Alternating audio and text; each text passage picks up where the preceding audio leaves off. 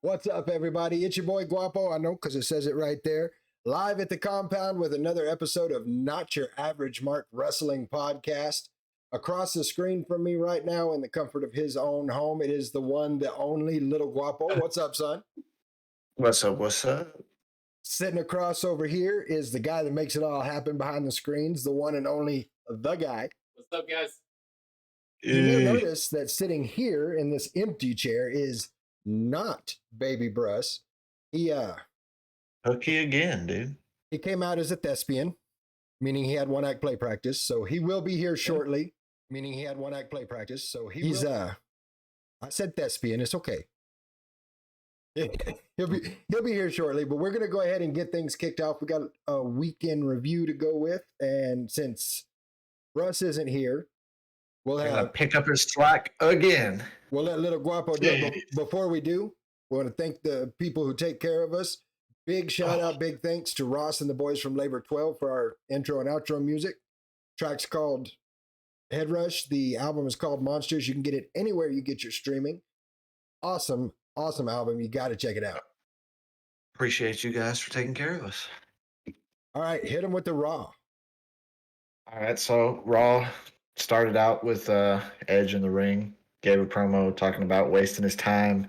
You know, he came back from retirement. He's wasting his time on Finn Balor. All this, you know, as long as this feud's been going on. Judgment Day come out. You know, Edge says the 4 words we knew were coming. Hell in a Cell at WrestleMania. So that match is official.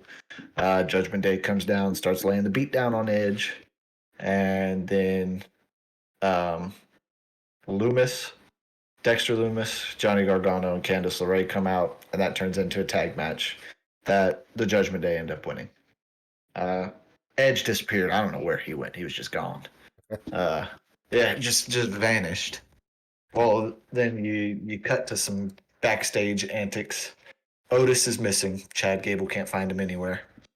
The Miz announced that there will be a guest host at WrestleMania. Snoop Dogg. Snoop Dogg. Yeah, yes. That's who I think it's going to be. Snoop. I think you're probably right. Yeah. And so, obviously, they didn't find Otis. Then you had LA Knight versus Cody Rhodes.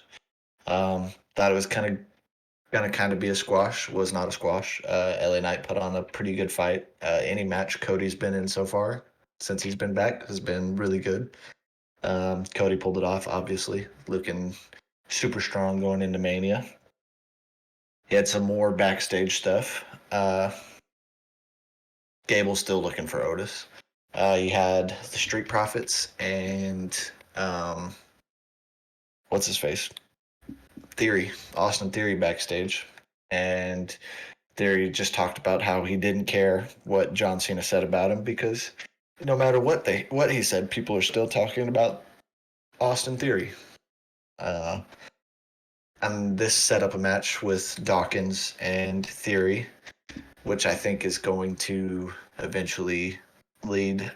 Obviously, Theory is winning the title or retaining the title. And I think this is going to lead to a Montez Ford and Theory feud after Mania. But wouldn't mind seeing that. Yeah, the Dawkins match was pretty good. The match ended, and Theory put Dawkins in an STF. You know, like John Cena is going to hate the fact that he used a common wrestling move, but he put him in the STF, and Montez came out and saved him, which just furthers the possible feud. Then you had Elias and Bronson Reed. Bronson Reed, peak Goldberg. He's getting that on right now. Just 3-minute squash matches. Just completely destroyed Elias. So Bronson Reed looking stronger than ever, but they're going to have to do something besides a 3-minute match eventually. Yep. You had the Damage Control attacked Trish backstage. Beat up on Trish. And all night, Bex and Lita were looking for Damage Control. And then you had the main event, which was Kevin Owens and Solo Sikoa in a street fight, which was a heck of a match. But Yes, of it course, you was. know what's going to happen. The Bloodline's going to get involved, and Kevin Owens said he wanted no help. He didn't want Cody's help. He didn't want Sammy's help. He wanted to handle it himself, and he got handled. So, uh, all in all, pretty solid show, I thought. I mean, Cool. I thought it was a solid show as well. And given everything that went on, what are you looking at? What's your grade on the show? Uh, I'm gonna give it like a. I give it like a A. I give it an A. You know, it was good promos. I left out. Dom came out and he was upset because for his 16th, Ray missed his 8th grade promotion, and for his 16th birthday, all of his friends got Mercedes, and Dom got a BMW, and it wasn't even an M series. Can you believe that? I Not can't even an M believe it. series. What are you Yeah, that's thinking? crazy. Yeah, imagine. Like my Mercedes that I got for my 16th birthday. You know, if you got me a BMW, I wouldn't have been able to handle it. You wouldn't even have drove it. Yeah, exactly. So, but yeah, all in all, it was a pretty good show. You know, every time Dom comes out, it's like I want to hear him shut up, but at the same time, like keep talking. It's very interesting dynamic with Dom. I don't understand it. Like You love to I hate him. don't like I him. mean, that's what it Yeah, I is. don't like him, but I like him at the same time. I don't know. But I thought it was a pretty good show. You got anything about Raw?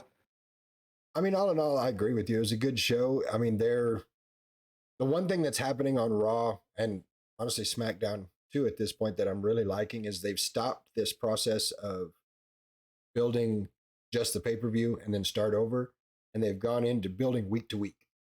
You know, as opposed to I'll see you at WrestleMania, it's meet me in the ring next week. And they're doing a good Yeah. job progressing with that. Oh, also, after the LA Knight match, Cody cut an amazing promo per the usual.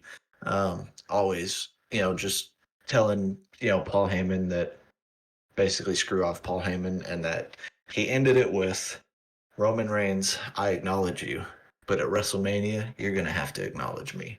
Yep. And drop the mic. And then Paul Heyman at the end of the night announced that Roman will be on Raw tomorrow, and him and Cody will have a face to face. So Tribal Chief on Raw. see how that goes tomorrow. It's going to be good. Yeah. Before we get into AEW Dynamite, I want to say what's up in the chat to Lady Guapo, K. Russell. What's going on? How are you? Glad to see you here tonight. If you guys have anything you want to talk about when we get a little later on the show, we're going to talk about SmackDown's greatest moments. So be ready with those. Hit us in the chat with them. We'll be happy to discuss them. If you got anything about the week in wrestling too, don't be afraid to say something. We'll talk about it. Absolutely.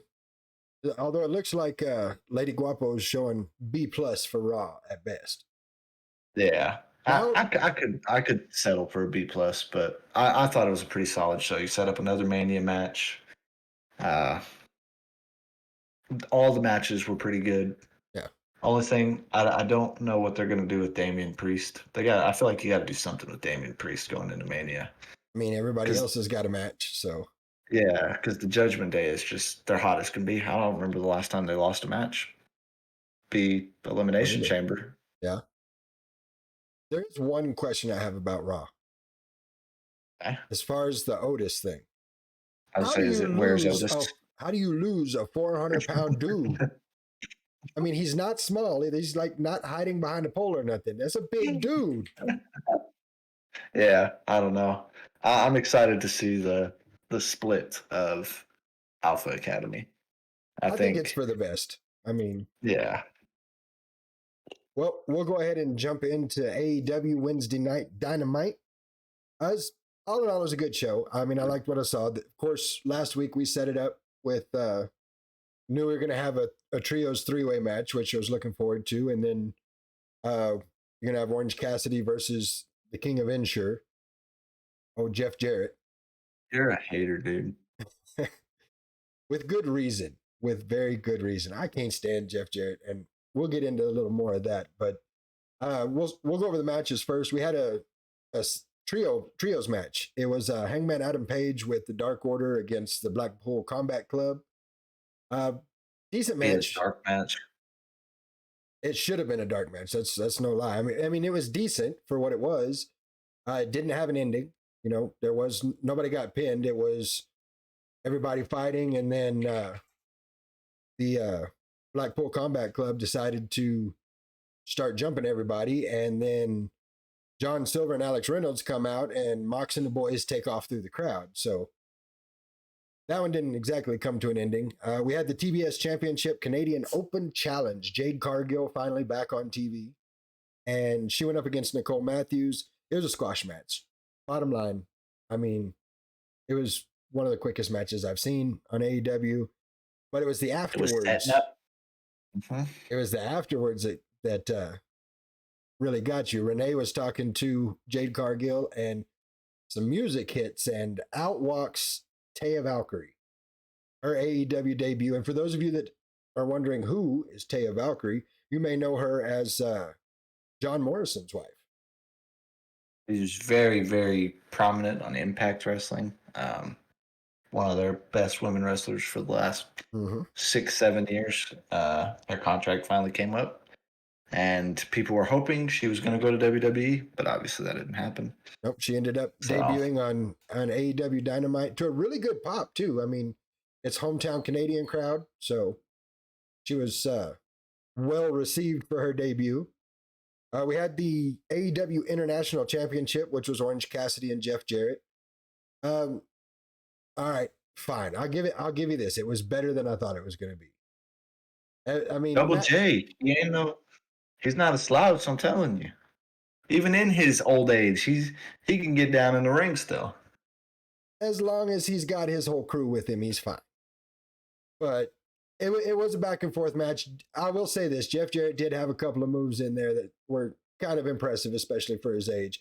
In the end, Orange Cassidy gets the win. Kind of a funny thing happening in that match. Orange Cassidy picks up the guitar, hands it to Singh, lays down in the ring and holds his leg like he's been hit again, and the ref banishes everybody from ringside. So typical Eddie Guerrero move. I was going to say it was a good Eddie move, but Orange Cassidy gets the win and is now the last All-Atlantic champion and the first international championship. Like we talked about last week, Tony Khan changed it from the All-Atlantic championship to the International championship because you can't call it the Intercontinental. That's kind of taken. Yeah. And then we had our main event, which was the trios tag match or trios triple threat for the titles. You had the House of Black, which are the champions, Jericho Appreciation Society, and the Elite. This match was everything you hoped it would be. I mean, there's people flying in the ring, out the ring, hitting moves all over the place, double teams, triple teams. It was great. House of Black retained. Turned out really, really good. And then you had House of Black and the Jericho Appreciation Society start mixing it up, and they cut to a scene of the previous match. Well, Hangman Adam Page, the Dark Order, they're fighting back in the backstage area out in the parking lot with Blackpool Combat Club. Adam Page comes through the curtain, starts going down to the ring, and they've got the Mox and the boys following him. And he gets in the ring. They start circling. They get in, which I'm just going to throw it out there. It looks a whole lot like how the Shield used to get in the ring, but you know, they get in the ring, and not wrong.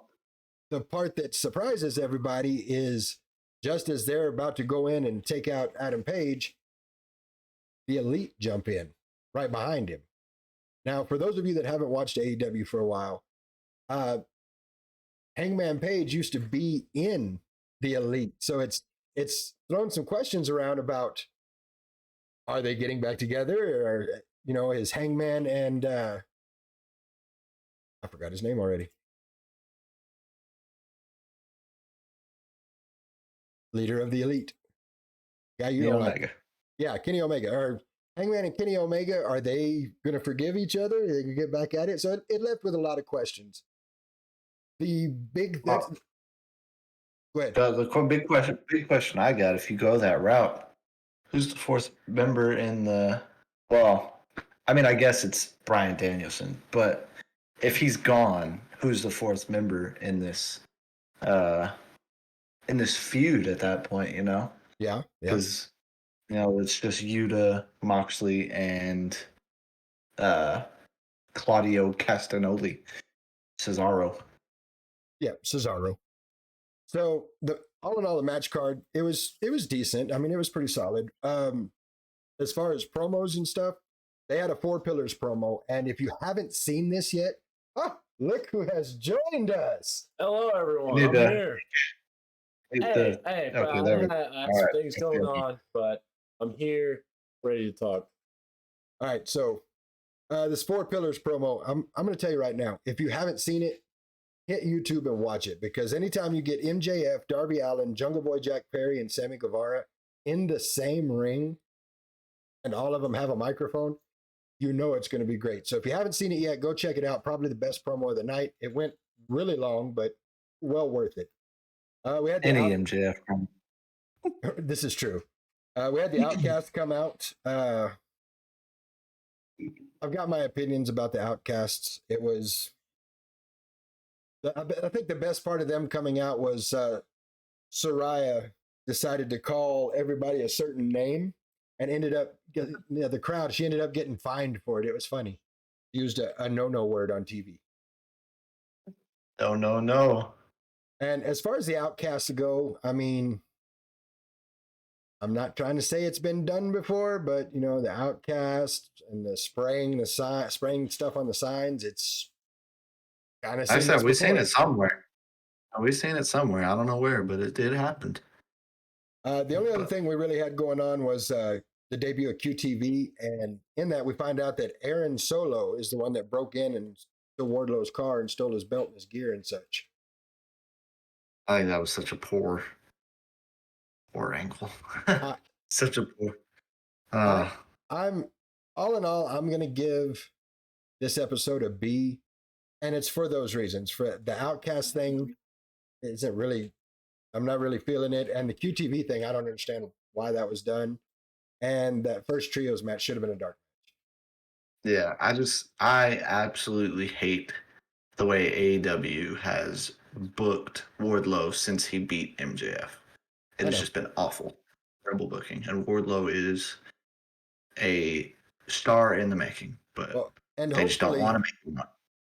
The way they're doing the TNT title, like they've got a lot of the bigger guys wrestling for that. So hopefully that's going to give some validation to a title run for Wardlow there. Yeah. That's what you hope to see anyway. Well, he just lost the TNT championship, didn't he? He did. He lost it to Powerhouse Hobbs. Yeah. Had it for all of 48 hours.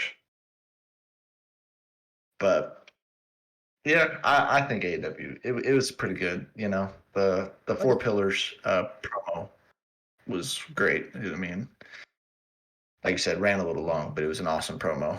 I dug it. Like I said, it was probably my favorite part of the night next to the trios title match. Yeah. Because that was just insane. That whole match was fire. And like I said, left the question, the Elite, Hangman Adam Page, where are we going with that one? Like I said, we just need the answer on what's going on with Bryan Danielson, because I want to know if Bryan Danielson is going home. I want to know who the fourth member of the Blackpool Combat Club is going to end up being. Good question. But that does it for pretty AEW. Good. What was your grade? I gave it a B. B. Yep, gave it a B. I can rock with that. That takes us into Friday Night Smackdown. Pretty good show. I gave it an A+. I mean, started out with Cody Rhodes in the ring, asked for KO to come down. KO comes down, and Cody talks about how, whenever Cody was on his way out in 2016, KO, gave him some numbers to, hey, reach out to these people, and that, because of that, helped spark AEW. We wouldn't be talking about AEW the way we are if it weren't for that. For Cody and Kenny and all them's involvement in that. Yep. So, and he calls Kevin Owens out, says he doesn't know, said that this isn't a conversation for just both of us. Calls Sami Zayn out. Sami Zayn comes out. And they have this whole promo. Sami's like, well, I know that, again, telling him, we don't have to be friends. We just need to beat the bloodline. We have an opportunity here, all three of us, to take down the bloodline. And, KO was like, Cody, thank you for this, but why would I want to fight for somebody who doesn't even want to be my friend? Wah, wah, cry, cry. Something like a fifth grader would cry about, I wasn't going to say Why would I sit at the table with you if you don't even want to be my friend? That's some stuff I heard Russ crying about a couple times in his life. Oh man, did me dirty.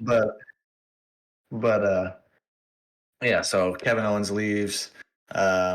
Sammy runs. It shows Sammy run. He runs backstage as Kevin Owens is about to take off in his very nice looking Challenger he had. Was very nice. Yeah, and he told him, none of that matters. That, it doesn't matter what he decides. That they're friends. He wants to be his friend. No matter what, they'll always be brothers. Blah blah. And Kevin Owens looked like sad and pissed off at the same time. Got in his car and left. Yep.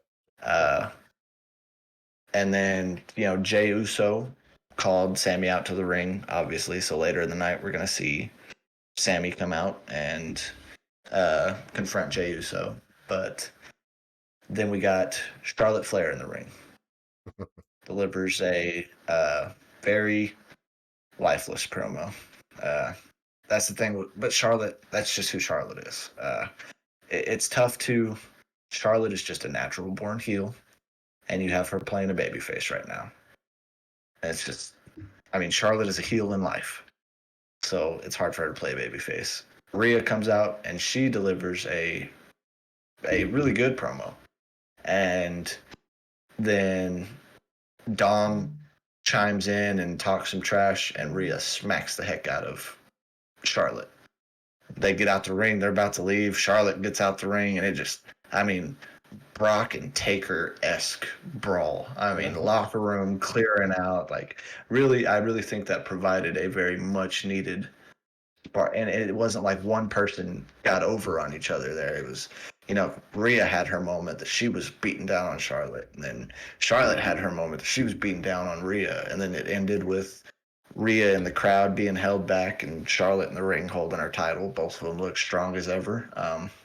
Definitely something I was like, definitely something they needed to get this feud going, because it's been kind of poor booking with 2 weeks left before Mania.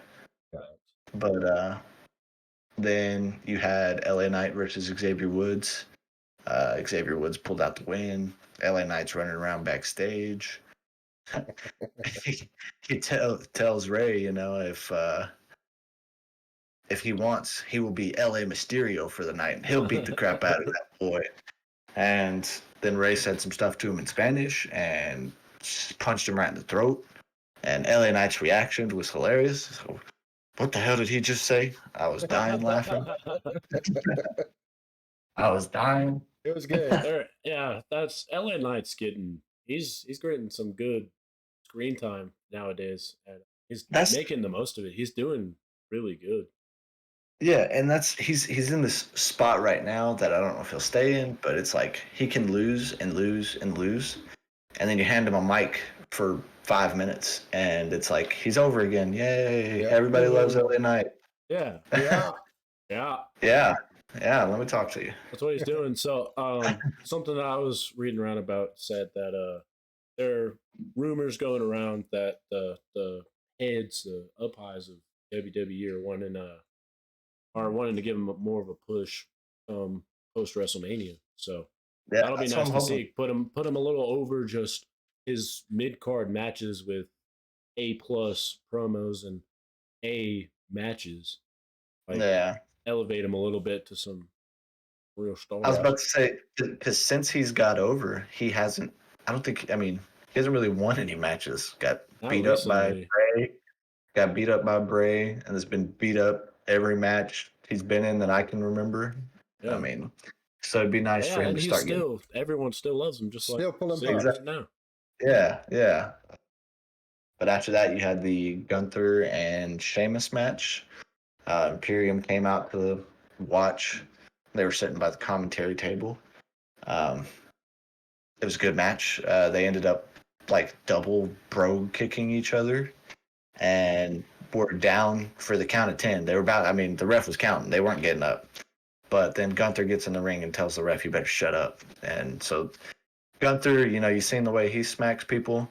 If I'm the ref and Gunther gets in and tells me to shut up, I'm probably just going to shut up. I mean, Yeah. What's funny is you could hear the ref. You got to let me do my job.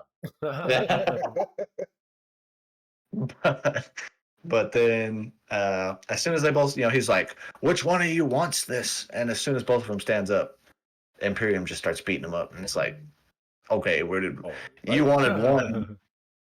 Where did you go with this? But as they're walking out, Adam Pearce gets on the big screen and books the triple threat match we've been talking about that we wanted. Yep. So I think that's going to be a part of the match. I'm looking forward to maybe one day seeing Drew and Gunther in a singles match because I think that would be pretty banging. I think it'd be all Because right. we've already seen Sheamus and Gunther a couple times. Yep. But I think Mania is going to be a good match. I think Sheamus pulls it off. Wins the only title he hasn't won yet. That's kind of my hope. That's where I'm looking for it. Yeah, and they also set up a match with Cody Rhodes and Ludwig Kaiser next week on SmackDown. And me and you talked about this. I think this starts the eventual post-Mania feud with Gunther and Cody. It's a good way to build into it. Yeah. But then you had the Jey Uso. He came out and Sammy came out and was like, Jey Uso is, man, he is performing at peak ability right now. Yep. Like he is just, I mean, anybody who, when you mention like top performers right now, Jey Uso, like currently active Jey Uso has to be on the list because his matches are good, his promos are good. It's not your typical, Cody Rhodes, very well spoken. He's very real about it. Exactly. It feels like raw emotion every time he talks. Yes. And, he talked about how he didn't like Sammy and Sammy proved him wrong. He had everybody thinking. And then Sammy betrayed them at the Rumble and made him look stupid. He was mad about that. He's like, I don't have a choice. Now, Sammy, you do have a choice. You're just mad because I swung the chair and you didn't get to do it, blah, blah, blah. Well, then they start beating up on Jimmy comes down, or they start fighting. Jimmy comes down, they start beating up on Sammy. And then you hear Kevin Owens' music hit. I love Kevin Owens' music, too. Like, you hear it hit, absolutely. And it's like, and he comes out, not this time. This time he came out from the crowd and got behind him and beat the snot out of the Usos. But whenever he comes out all mad and just, it's like, all right, Kevin Owens is about to whoop somebody. Yep, someone's going down. Someone's getting hit. And then, the crowd chants that, they clear the ring. Sammy's up in the corner and you got the whole crowd chant, hug it out, hug it out. And they gave each other a big old fat hug and they were best friends. Yeah, that was nice. They're best buds again. So that's building the brothers against the brothers for Mania. So that's where we're definitely leaning towards. I'm pretty sure that's where it's going. If it doesn't go that way, what I was WWE. So another thing I was hearing about is the Rhea Ripley and Charlotte Flair match, which it definitely changed this week with they're getting building it a little more. But at the time, it was before this week happened. They were talking about I don't really get why that match is the lead. The final match for Mania Day 1 when Kevin Owens and Sami Zayn and the Usos is, which I mean that was more speculation, but I mean, we were thinking it's going to happen. I read something today too that about the same thing, that now it's up in the air. They're not sure. You know, you got people pushing mainly Ric Flair pushing for Yeah. I actually read for about that today. yeah, but I think it's going to be really hard for anyone to follow that match. I mean, it's literally like 2 years of storytelling, because you got Exactly. You got back to 2020 when KO was feuding for the Universal Championship, where he was trying to squash the bloodline because they kept interfering, and then the whole Sammy thing going down. Like, this is a 2-year story, and it's 4 amazing performers. It's going to be really hard to Exactly. top. That's what's to follow crazy that up. is that they've, like, I don't know. This is definitely, in my opinion, the best story they've told, and it's epitomizing in WrestleMania, and with performers that all 4 of them individually are great performers. They're deserve their spot at Mania, and plus that story, like, I completely agree with you. I don't understand how they're gonna have someone follow that up. Yeah, no, it's very Rock and Hogan, and then Jericho and Triple H having to follow up. Ooh, man.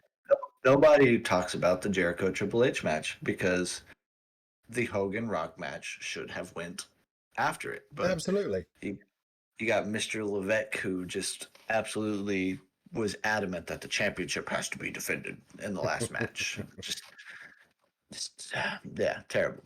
But all in all, I give SmackDown an A+. Gave us the match we wanted. KO and Sammy back together. Awesome Rhea Ripley and Charlotte Flair moment. Yeah, they did. You got to see Cody Rhodes again. Anytime Cody Rhodes is in the ring, it's awesome. Yep. Cody Rhodes is gonna wrestle on SmackDown for the first time since 2016. So they're hyping that That's up. why that's important. Yep. I'm going to agree with you on the A+. It was top notch. Yeah, for sure. It was. They're Yeah, just like last week. They're doing S great. minus. Yeah, for real.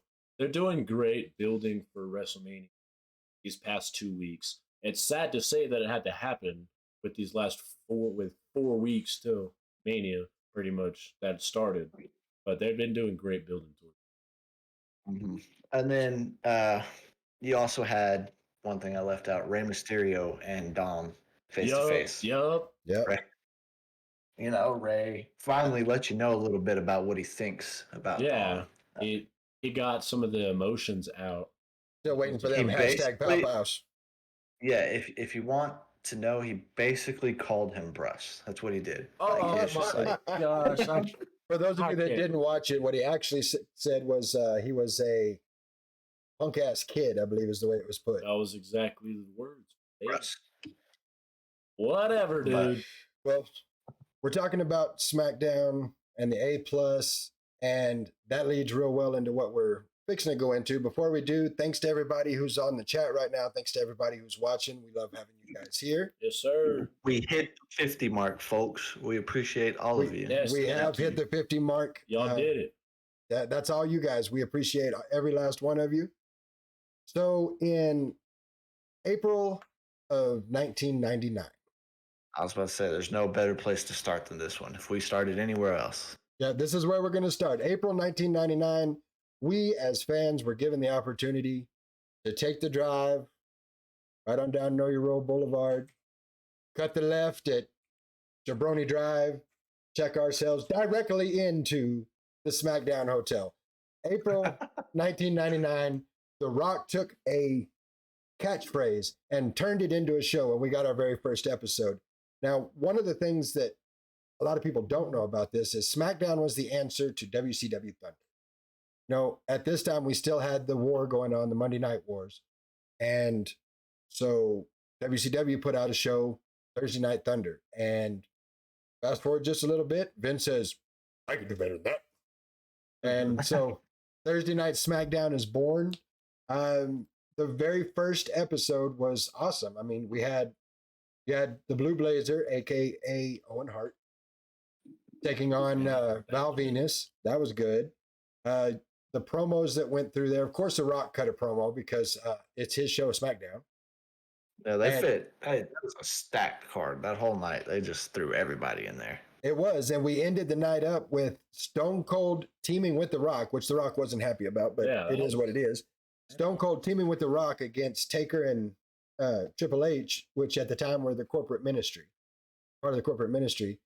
And I mean, it was a brawl. Of course, Rock and Stone Cold win that one, but it set the bar, being the very first episode for what's, let's see, that was 99 and we're in 2023 and still talking about SmackDown. So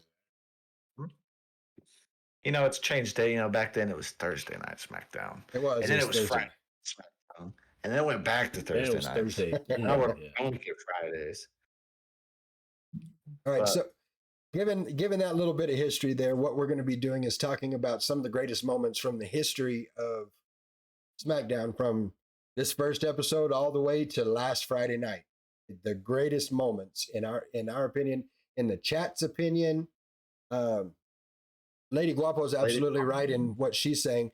What they were going to do with the pilot was going to make it a women's wrestling show, but they didn't have the roster they do now and weren't able to I do was about that. to say, all their women's roster was swimsuit models, and it was like four of them, five of them, maybe. You had like two girls in there that would actually fight, and so Yeah, but oh yeah, oh, you're right. Yeah, it was on Tuesdays. Yeah, it was on Tuesdays for a little bit. I forgot Oh about that. yeah. Holy crap. look at Lady Guapo with the Holy history crap. lesson. Yeah, coming through. Yeah, But- that brought back some wag, man. The Tuesday SmackDown. So we'll go ahead and knock out a few moments here. We'll start with you, Little Guapo. What is one of your absolute greatest moments in SmackDown? So for me personally, one of them would be Jeff Hardy's first Intercontinental Championship win. It came at the behest of Triple H, aided by Brother Matt with a big fat chair shot straight to Triple H's dome piece. Uh, don't see that anymore. But Sadly. Jeff hit the swanton, won the championship. They skedaddled on out of town, showed up on Monday. We're not going to talk about that. They showed up on Monday, and Triple H got his title back. But but that was what started Jeff Hardy's ascension towards the top. This moment is what led to the Taker ladder match, and it really showed the faith that it was a test run, I guess. They were like, let's see what happens, what the crowd reaction is to putting a belt on Jeff Hardy. And I mean, crowd loved it. Crowd loved anything and everything Jeff Hardy. Jeff Hardy could come back today and the crowd is going to go crazy. Exactly. No, they're going to pop Jeff Hardy The anytime. important part about that match, with why Jeff Hardy gave him the stardom that he's gotten now, was that was the first non what was it? It's first just like a singles title, not Extreme Rules. There we go. Title match belt that he won. So it put him aside from the Attitude Era master, the person that really you think of every time you think of the Attitude Era as the high flying Jeff Hardy. That made him a well rounded star with that moment, as it gave him that opportunity. Yeah, I agree. Granted, he was aided by Matt, but yeah, I mean, you got to keep some of the Attitude Era in there. Yeah. I mean, that's what made him who he is. Yeah. But yeah, that's my first one. It was big for me as a huge Jeff Hardy fan. Well, and like I said, springboarded to where he got. Going from one Jeff Hardy fan to another Jeff Hardy fan. So what was, when you think about SmackDown, think about back to looking at SmackDown, what was one of your moments? It had to be, now correct me if I'm wrong, but I'm pretty positive the CM Punk Jeff Hardy Hell in a Cell, not Hell, cage match was on SmackDown, and that moment is what made me is what really resonated with me with Jeff Hardy, was the like I talked about way back in the day. Some of y'all in the chat remember the old Jeff Hardy video, little case I had. from that guy right there on the screen, old Lil Guap. We would watch that all the time, and that was the end of that disc series. Was the end of Jeff Hardy at the time. Was CM Punk said, "Hey, it's now or never. You're out of here." And They were feuding for the World Heavyweight Championship. Yep. So the match was Jeff wins, he gets the title. Jeff loses, he's out of the WWE. and You'll never guess. you'll never guess. And I think what was worse about that, of course CM Punk's the heel in this, but to see him sitting up on the cage with the belt like this, looking at Jeff going, Yup, that killed me. He kept the smugness with it. I was bawling with tears the first like 8 times I saw it. I was like, no. And Again, go ahead, finish. You finish it. oh, okay. I was just the heel of CM Punk is still unmatched to me because of that. Is just the man that CM Punk was, the presence, the everything that CM Punk was just felt so highlighted. And like if you would think of someone would ask, hey, who is CM Punk, would show their promo leading up to that and that that exact match. It would be epitomizes who he is. CM Punk break your heart, son. Yes, many a time. See, again, another situation. This feud springboarded Punk to what Exactly. he eventually became, because this was CM Punk. He was a babyface up to this point. And finally they were like, all right, you know what? Jeff is not going to be a heel at any point in time ever in his career. I mean, we're not going to talk about TNA because that was terrible, but in WWE, he's not going to be a heel. Terrible, not actually wrestling. Yeah, and so Punk was straight edge, had the whole straight edge society, and used Jeff's issues against him, and that turned Punk into the eventual one of character the greatest heels ever.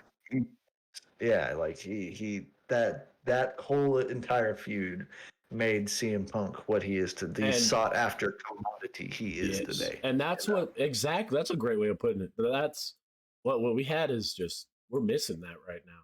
And but what was awesome was both of those superstars, even though that me and my brother were so like much of fans of Jeff Hardy, recently I've come to realize that he really wasn't that big for a long time. Like most of the moments that are my favorite of his weren't when he was still the crowd favorite every time he pulled up to the match, but he was not the company's I'm pushing this guy to be a great man that he eventually became. And that's what made that match so special, was that CM Punk was still being pushed, but he wasn't at a high level that he became. Jeff Hardy was being pushed, but he wasn't at the high level that he became. And those two mid-card, like amazing, like A+, S+ mid-card, but still mid-card wrestlers had such an impactful match that because they're both mid-card, it made them both rise. Well, and watching them. Go ahead. At the time, it wasn't mid-card anymore. That feud right there was peak Jeff Hardy. There was 2 feuds. He had one with Triple H and one with CM Punk, and that was peak Jeff Hardy. Jeff Hardy would have been pushed to the moon if he didn't let his own demons. Exactly. Jeff Hardy would have been, talked about in the same breath as John Cena. Well, and watching that interaction between Jeff Hardy and CM Punk at that particular point in time, for me, somebody who's been watching wrestling for a really long time, it's like watching your favorite band before they make it to national tours. Like you could watch it and know that both of these people are going to skyrocket from this, and getting to see that same level before it happens. Yeah, no, it was. That is a very critical moment. Not a lot of people think about, because it was just a steel cage match. Yeah. But it's like that steel cage match is what made CM Punk what he was, and that completely fueled 2011 to 2014. CM Punk was the guy. He was him. Yeah, so that's so that Got to be one of the best moments. That's why it's one of my favorite moments is seeing the crowd favorite of Jeff Hardy and my favorite of Jeff Hardy fall in such a glorious, like, fallen angel way, like such a beautiful ending at the time, but like obviously still very sad, but so it was a very beautiful story they told with the match. And this, what CM Punk became, is what made that so impactful for me. Hated CM Punk so much, though. Oh my goodness, I hated him. Dude. Well, it took a minute for me to care anything about, to watch the 2011 to 2014 when, because Buddy eventually got over it, but he would tell me, he'd be like, CM Punk is that guy. Like he actually has some great. I'd be like, no, I'm not. I don't care. I don't care. It took me forever to watch him past that moment. Well, and talking about springboarding, you're talking about this, the match you were talking about springboarded Jeff Hardy, the match you're talking about springboarded CM Punk. There's another huge springboard that happened in SmackDown back in 2002. So Kurt Angle's out in the ring and he says, there's got to be somebody out there that wants to come out here and face me and become a superstar. And no, nothing happens for a little while. He says, there's got to be somebody out there. Come on out. And at the time, SmackDown was using The Beautiful People from Marilyn Manson as their music. So that music hits, and out walks this young dude with a high and tight haircut and little bitty ass shorts. And he comes out. Generic baby face. I'm telling you, he looks just like Lil Guapo. You just clean up his face a little bit. Oh my goodness. He was a smaller dude.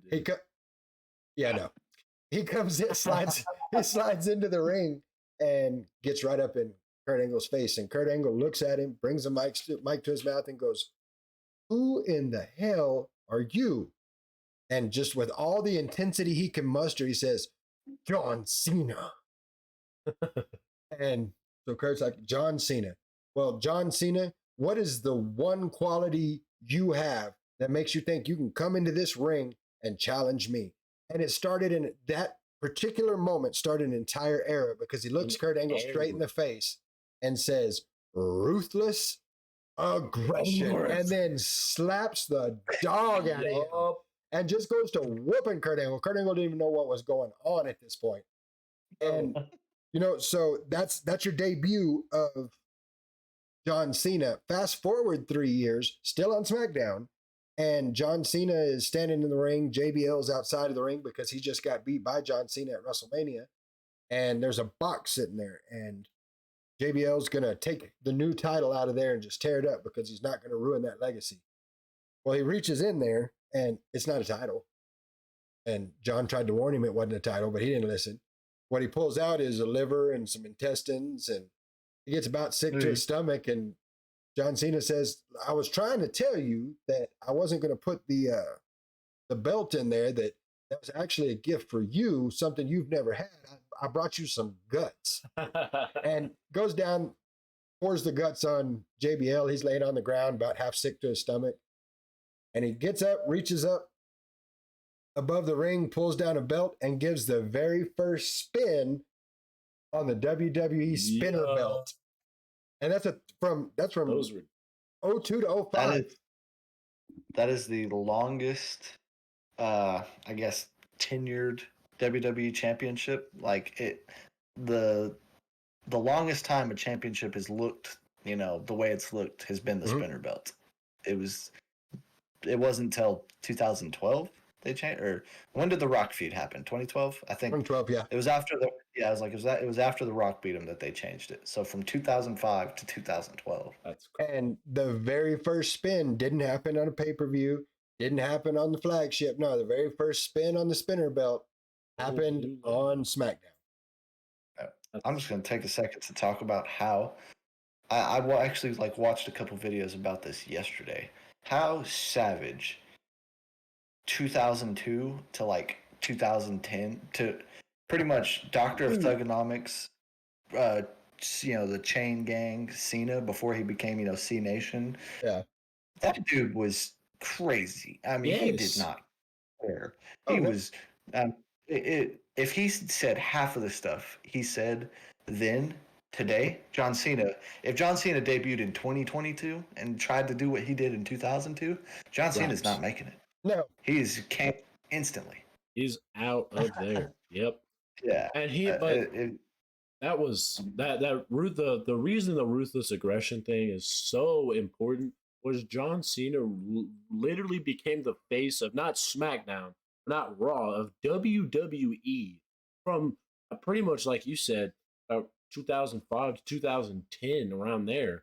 Like for John Cena longer than that. It was like 2016 where he was like, all right, we need to. That's when Roman started to take over. Yeah, that's when John Cena started branching out doing Experian ads. But he was he still is. I mean, 2K23 just dropped. And who's on there? John freaking Cena. The I don't know if y'all seen this, but there's a secret character you can unlock in the story, which is just John Cena, but he's literally, you can't see him, he's invisible. It's a hat, shorts, and the little wristbands. Yeah.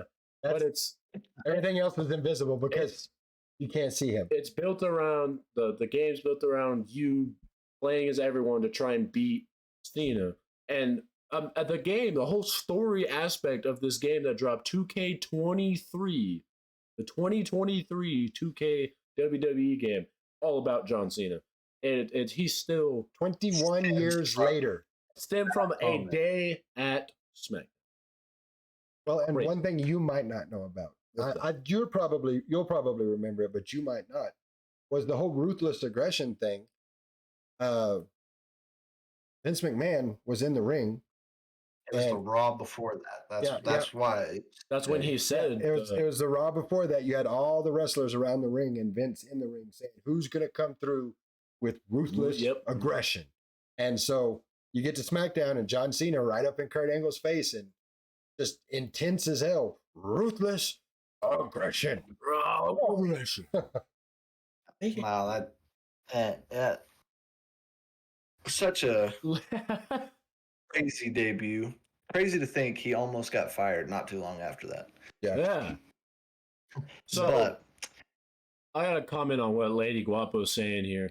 I don't think Cena was the most hated babyface. I think you just hated him.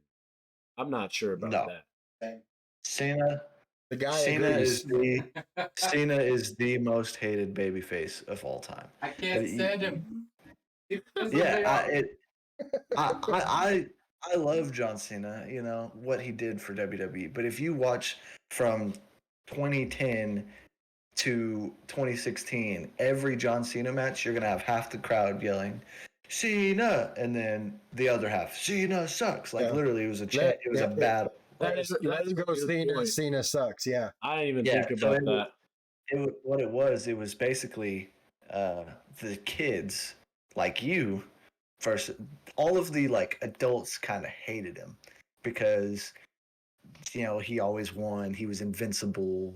Everyone wanted to see him do a heel turn. He refused to do it, but the kids all loved John Cena. So it was like because he never lost. Yeah. Well, the time you were talking about from like 2005 to 2010 when he was doing Dr. Thugonomics and everything.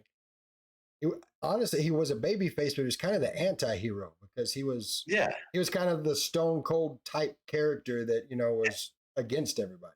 And when he became, and that's when everybody loved him. Yep. When he became the straight babyface. Yeah, I can see that. That's just what I was talking about. Was during the. I mean, when he came out with the ruthless aggression and when he just skyrocketed from that moment, he was just. I mean, I don't think anyone could say they didn't like him at that time. But but I bet. My fault, Lady Guapo. You're probably right about that. I'll think a close second is definitely Roman Reigns. Yeah, absolutely. That's who I thought would be the most hated. Everyone hated face Roman Reigns, but it was just because he was just force fed down our throat. I had at it too. So, what is let's go ahead and grab a couple more moments here. What's your next moment? All right, so I'm gonna go with AJ Styles beating Jinder Mahal for his first WWE Championship win. Great match. I watched I was very big into TNA for, its prime years with Samoa Joe, Christopher Daniels, Kurt Angle when he was over there, and AJ Styles. AJ Styles, aside from when Jeff Hardy was over there, was my favorite TNA wrestler. So whenever he debuted at the Royal Rumble, I wasn't watching it, but then I got on Facebook. You saw it everywhere after that. AJ Styles is in the WWE. I was like, wow, What? probably the second biggest Rumble pop behind Edge's return, but at the time, probably one of the biggest Rumble pops I've ever seen. Well, John Cena's was pretty crazy too, but so when he came, it was huge. I loved it. Yeah, he's one of the best technical workers you'll ever see. Him and Edge were a dream match for me. We finally got to see that. But he, on SmackDown, faced Jinder Mahal. And Jinder Mahal was probably one of the worst WWE champions I've ever seen. They tried to make... WWE tried to capitalize on his heritage, and it was terrible look. He was not a champion. Should not have even been anywhere near the WWE championship. Agreed. But AJ Styles took it from him in SmackDown, and it was the first time the WWE championship had ever changed hands outside of North America. Big moment there. I didn't even know that. That's wild. Yep, and that was in 2016, and this also led to a AJ Styles and John Cena feud. Yeah, and that was probably the best feud of 2016 in my opinion. So I did that one. I did a little bit of homework after you were telling me about AJ Styles, and I can respect that being one of your favorite moments because, I mean, it was exactly as you said a couple episodes ago. AJ Styles is a beautiful wrestler to watch. He's a very entertaining wrestler in the ring and does pretty good with promos.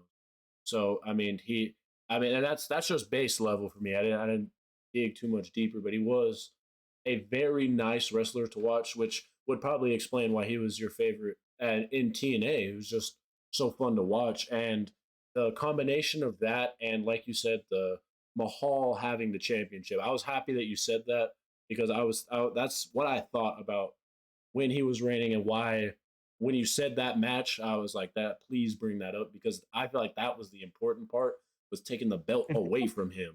And then they gave AJ Styles the 3 times. It made no sense. And it's ridiculous.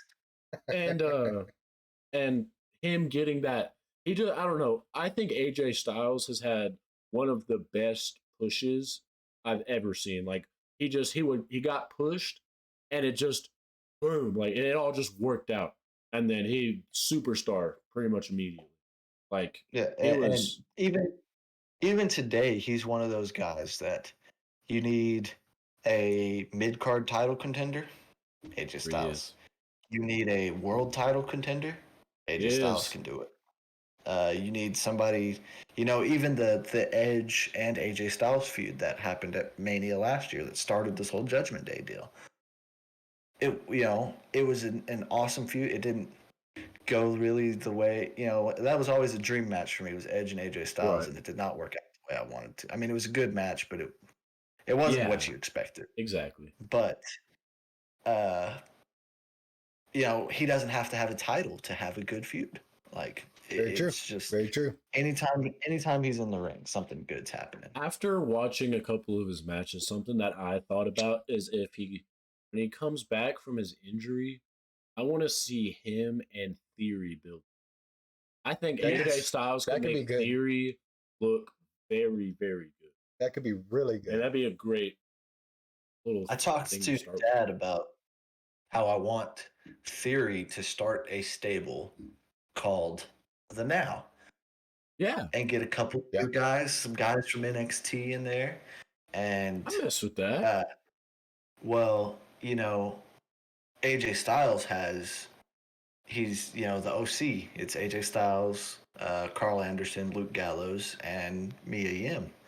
So it would be an awesome feud at that. You could really, I mean, I don't think that's gonna happen. I don't think they're gonna start a stable with Austin Theory, but I think it would be awesome if they did. Yes, they need. That's what I'm waiting for. I'm waiting for the Mania match to happen with him and Cena, and then them pushing him for something else after Mania. At that, Looking at go ahead. I was going to say, looking at the chat, Lady Guapo says she wouldn't mind seeing Styles and Matt Riddle. I love Matt Riddle, and he just very similar to Jeff Hardy has got to stop screwing himself. Yes, he does. Good Lord. Two potential Mania returns. I don't know if y'all heard about this. Big E and Orton have possible. I did not hear about Orton. I only heard about Big E. That's whack. That was the thing. They're starting to talk about. I think it was Web is Jericho or something like that put out that there's internal talk about Randy Orton now, and there was not before. Yeah. And so talking about RK Bro, Logan, Randy, good Lord, man. Like that could be something. That's immediately what I think of when you talk about back in the RK Bro days. The Logan and Randy Orton, I think could be pretty crazy. It could kind of reminisce of that. But well, we're gonna get into potential for WrestleMania matches next week when we do our WrestleMania predictions. But we're sitting at about 20 minutes left, so let's get some more Smackdown moments in. All right, talking about here. What's another moment that sticks out to you for SmackDown? So the one that's got to stick out to me, with you being a big Undertaker fan, yes, sir. I mean, I was exposed to him a lot, and with this guy over here being a more attitude people like Edge and AJ Styles, Orton fan, seeing Edge cash in on the Undertaker, on SmackDown. There was the match. I can't remember what happened. He had a match that he won. No, I'll tell you right now what happened. It was terrible. There was a steel cage match between him and Batista. That's who I was looking for. They busted through the cage. And they said that both of their feet hit the ground at the same time. Yes. When it was very, very, very clear that the Undertaker's feet hit first. Like, it was clear as day. Well, and they were like, they both hit at the same time. You tell him. You go tell Batista that he lost. So continue. That's the backstory there. Terrible. Yes. Oh, that was very tough. And then he had the one with Mark Henry, right? After that. Well, Mark Henry came out and gave a big old beatdown to both of them. Oh, yeah. It wasn't a match. He just came in, and then so right after that, the Undertaker just went through a cell, went through the whole match, and then went through the cell, and then had the world's biggest man, the Mark Henry, come through and beat up on both of them. And then Edge comes through. It's like, give it the title. And, I mean, he hits him with one spear, and 1, 2, 3, he's done. So just all of that, seeing the Undertaker. One thing that's what I liked a lot was seeing the Undertaker take the Hell in a Cell match, and then take Mark Henry, and then Edge hitting him with the spear, and then that finally took down Undertaker. Yep. I mean, that was one of the first times I'd ever seen Undertaker lose a match. That was back when I was a lot younger. And I was like, this guy is crazy. He just went through all of this crap to finally lose. This is what it took to make The Undertaker lose. And, I was always mad at Edge. I mean, he was, in my opinion, this is still crazy hot take, but I think that Edge was the best heel that I've ever seen. I think Edge was the best one in the Attitude Era. During the Rated R Superstar time, I could see there are better. I can agree that there are probably better ones, but in my personal life, Edge was the best heel, and I hated him forever.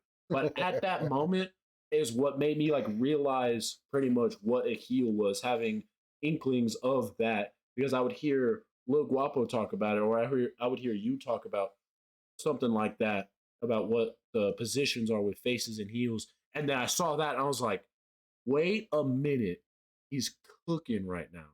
He's he's feeding into that, and I don't know, and it was just such a crazy chain of events with they both hit the ground, and then Mark Henry came, and it was yeah, it was wacky. Well, and talking about Edge being a heel, uh, got the opportunity, I think it was 2001, to go to one of the pay-per-views in Dallas, went to Fully Loaded. And he could turn a crowd like no other. Yeah. So he's in Dallas, of course, and it's Edge and Christian versus the APA.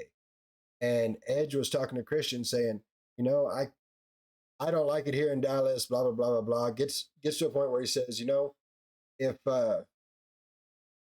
Kennedy died here, and in my opinion, if he had to stay here another 30 minutes, he'd have shot himself anyway. And the whole place went quiet. It was crazy. APA music hits, like he turned the whole crowd. He shut the crowd down. APA music hits. I'm sitting there holding up a sign that says, "Hey Bradshaw, I stole your beer." Bradshaw comes out, and of course he's a Texas boy, Right. and he just starts finger in the face, yelling and screaming. I put my sign down because it was scary. He's like finger in the face, yelling and screaming at Edge, but Edge made that happen. I mean, the way the crowd reacted, the way he reacted, that whole thing doesn't happen if Edge is not that kind of heel. And that's exactly why I'm happy you made that point. That's exactly why I think he's the best heel, is his crowd interaction, like the way that the crowd receives him. I've never seen it in any.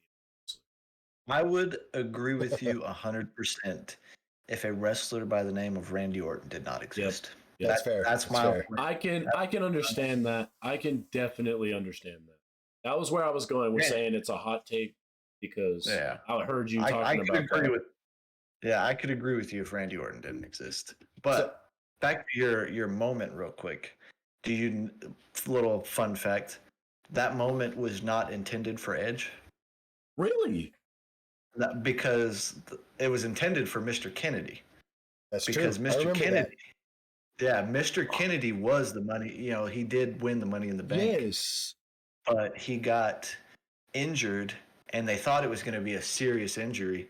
So him and Edge had a match for the contract. Right. And Edge won it. And then they found out he was only going to be out like 3 weeks. But at that point, it was like, what you were saying, okay, Edge already has it. What you're saying is they were building that to happen, the cash in on the Undertaker to take him down for Kennedy. Yes. And then I don't know if it would have necessarily been at that point, but the only reason it happened right then and there was Undertaker had a torn bicep. Yes. So and the Undertaker was out for a minute after that. He had to lose it somewhere. So yeah, that was the cool part for me, was after doing a little bit of reading on it just to freshen up. That's what I saw, is that he was out for a while because he tore that bicep. So it was just like a perfect chain of events, like just how it worked, and gave Edge his title. Yep. I think the next one I'm going to talk about is a kind of a controversial moment, because it's the only time it's ever happened. And that was when Chyna and Jericho were having a match for the IC title. And Jericho throws down a chair that does a Russian leg sweep. They both land on it. And Jericho's got his arm like this. She's got her arm over Jericho. So there's two refs in the ring, and they both counted out. So the following Monday on Raw, Stephanie comes out, because this is the start of the McMahon Helmsley era. Stephanie comes out and says, "You know what? You're co-champs." And it's the only time you've ever had two people hold the exact same belt. Yep. Now, let me say, for you average marks out there that are going to come at me with, well, what about Razor Ramon and Shawn Michaels, or Jeff Hardy and Sami Zayn and AJ Styles? That was two belts. That was somebody that, like with the Razor Ramon, Shawn Michaels thing, Shawn Michaels got suspended, so he had his IC belt. They gave a different IC belt to Razor Ramon.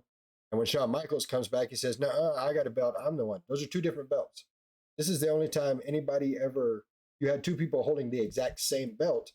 And Stephanie laid it out for him, said that Only one of you can defend it at a time, and if one of you loses, you both lose the belt. That's the only, and that happened on SmackDown. It's the only time since then that's happened. Yeah, That's pretty.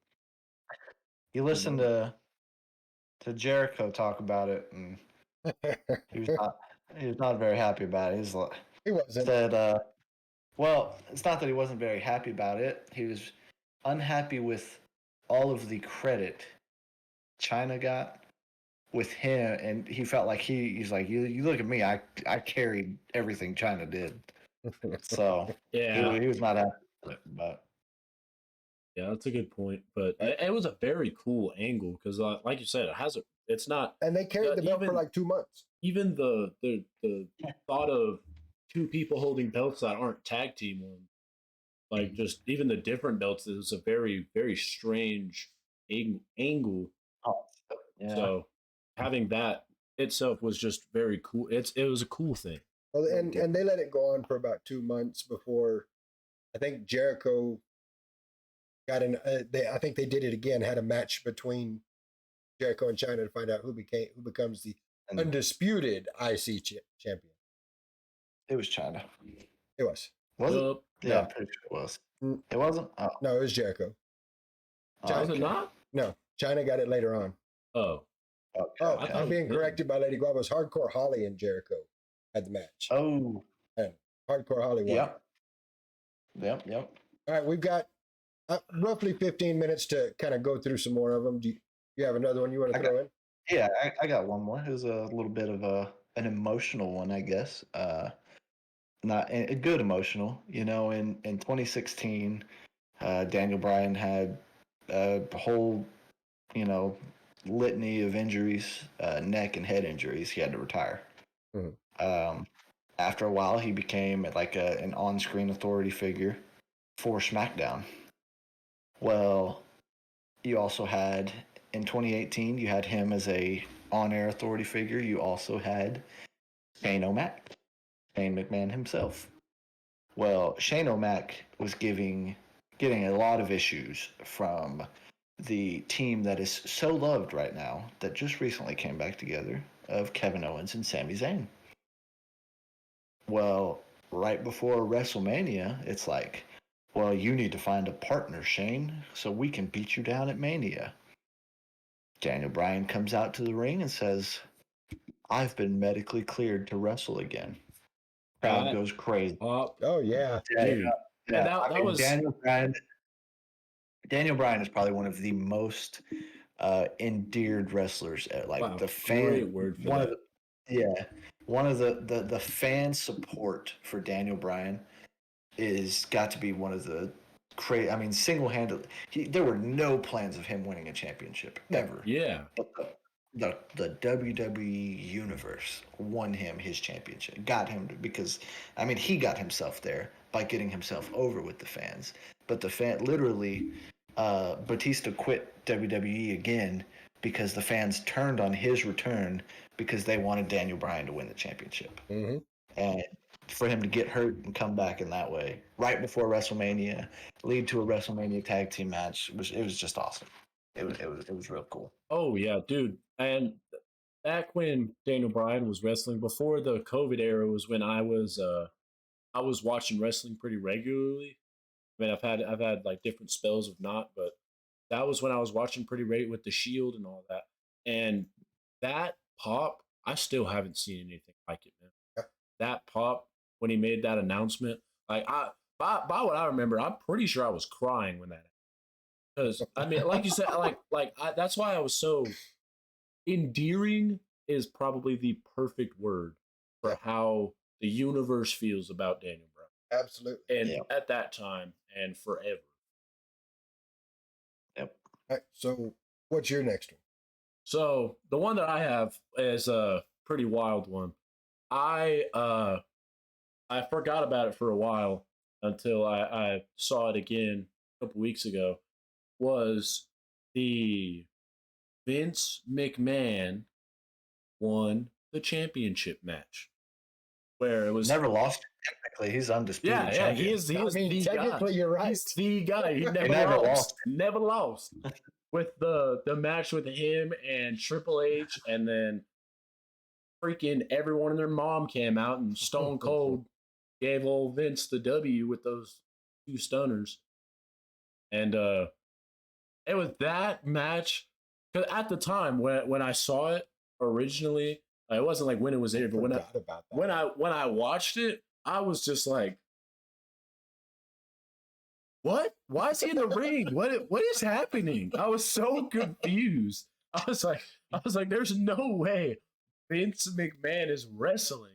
Much less when everyone came, I was like, what the crap is happening? It was just all crazy. And then he won, and I was just dumbfounded. What did they call Vince? The genetic jackhammer The or something like that? Jackhammer, yes, yeah. jackhammer.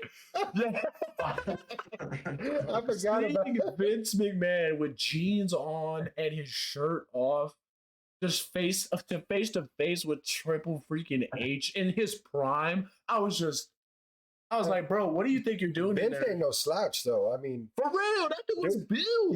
He's not a small man.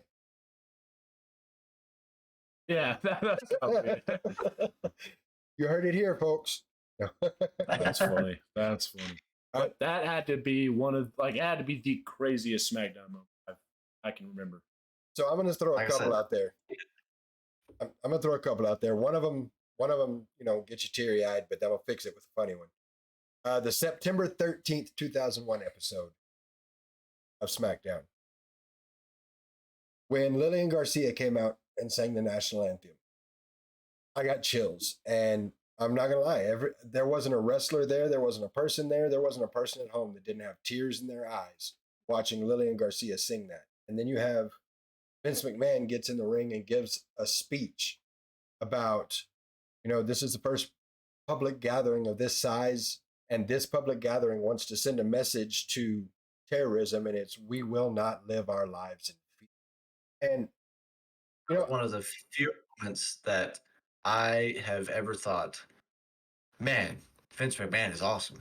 Well, and that's me. I've never liked Vince McMahon, and I'm at home going, you tell him, Vince. Like, oh my, that him saying that, like, man, those words specifically are still resonate. Like, I can still remember his tone at that time, just how it sounded. It was so beautiful. And of course, they had vignettes all through SmackDown. The matches were of no consequence. It was just matches put in there. It wasn't for titles, any of that. But they had vignettes all through of the wrestlers giving their thoughts on 9/11, sending love to the firefighters, sending love to the police officers, all the first responders, condolences to the families. I mean, it really came together, and it brought people together, and I really loved that. That was a huge moment for me. That's to this day can bring a tear. So I'm going to back that up with one that's probably going to bring tears of laughter. And that is the Stone Cold Steve Austin Booker T supermarket match. My. I have never seen anything so funny. Oh my. So it starts out with Booker T's at the store. Ric Flair and Vince McMahon are watching, and Vince is trying like crazy to call Booker T because they've been going at each other for a little while now. And he's trying to call Booker T and say Stone Cold knows where you're at. And so he can't get through, and it goes to Booker T sitting there in the store, and he opens up some Captain Crunch and is like eating some of it. And across the intercom, you hear Stone Cold say, "Attention shoppers, can of whoop ass on aisle 2. That's a can of whoop ass on aisle 2. And Book's just looking around, and he sees a bald guy. So he goes and jumps on him, starts hitting him, turns him over. It's not Stone Cold. Stone Cold standing behind him. You just hear a beer crack. And Book gets the look on his face and turns around. Austin beats him all over the store and throws out as many puns as he can. Like, he puts some ketchup on him and he's beating on him and stuff. Gets to another aisle, is like, excuse me, or pardon me, do you have any Grey Poupon? And, he's throwing all of these out there. He gets up there and grabs a pizza and like a stick of salami, and he's singing "When the Moon Hits Your Eye." Like, he sings Amore and then hits him in the head with a frozen pizza. It's like all over the place, and so Lime's flying. He's going. they're beating them all over the store, and Book finally fights back a little bit and throws him in the cooler. Well, I guess he wasn't paying attention because he comes out the other side of the cooler, drinking some milk, and kind of toasts him, says thanks, Book, and then beats him some more. Takes him to check out, and Book gets out, he throws him on the conveyor belt, and he rolls off and falls on the floor, and you hear sirens. So Stone Cold's walking away. He says, "Price check on Jackass," and leaves. And it was to this day one of the funniest moments. Yeah, that was the quote. If you when I watched that match, I looked it up because I heard Dad talking about it with Mom, and I was like, what? I looked it up, and that was literally the thing that was there when I watched it. It just said price check. I was like, that's funny. Price check on a Jackass. That was funny. That match, that was probably one of the funniest. That was the funniest match. Now it's only an hour and a half show, so of course we can't hit on all of the There's the Eddie tribute that tear your heart apart. Dude, that was the guy put in the chat. You've got Brock and Big Show. That's the one where they broke the ring. Isn't it? Yep, the first time it broke, and the first time, also he said that someone picked up the Big Show. Yeah, that was a pretty big moment in itself. There, from 1999 to 2023, there have been some crazy moments. What's her name? Steph? Steph McMahon winning the women's title. Yep. The Triple H era. Yep. There was a time when they held both the World Championship and the Women's Championship. SmackDown has been and still is very, very crazy, cool, whatever you want to say. It's still a great show to watch. That's your final thought? My final thought. Little Guap, what's your final? I agree 100%. Look forward to 23 more years or 24 years, 24 more years. SmackDown moments. That's like I said, lots happened. Hopefully a lot more happens. Gives us more to talk about. And thank you again, everybody in the chat that stopped by, told us what they thought. And thank you again for helping us hit our 50 followers. Sir, let's go ahead and get to 100. Well, and don't make it happen. Going off of what you said, can't wait for many more years of SmackDown. But just to throw it out there, can you stop and think for just a second about the fact that next April is SmackDown's 25th anniversary? What kind of matches are they going to throw into that card? Looking forward to that. That'll be a nice podcast to talk about. You gotta do The Rock. Well, of course. Gotta have The Rock. It won't be I also want to thank everybody in the chat. Gambit showed up right there at the end. Appreciate you being out here, man. Thanks to everybody that's followed us. Big thanks to Ross and the boys from Labor 12 for our music. Title's called Head Rush. The album's called Monsters. Check it out wherever you can. And next week, I want to see everybody in here as we give our WrestleMania predictions. Get ready. Join us next week on the Not Your Average Mark Wrestling podcast as we talk about our WrestleMania predictions. So let us talk to you. Yeah.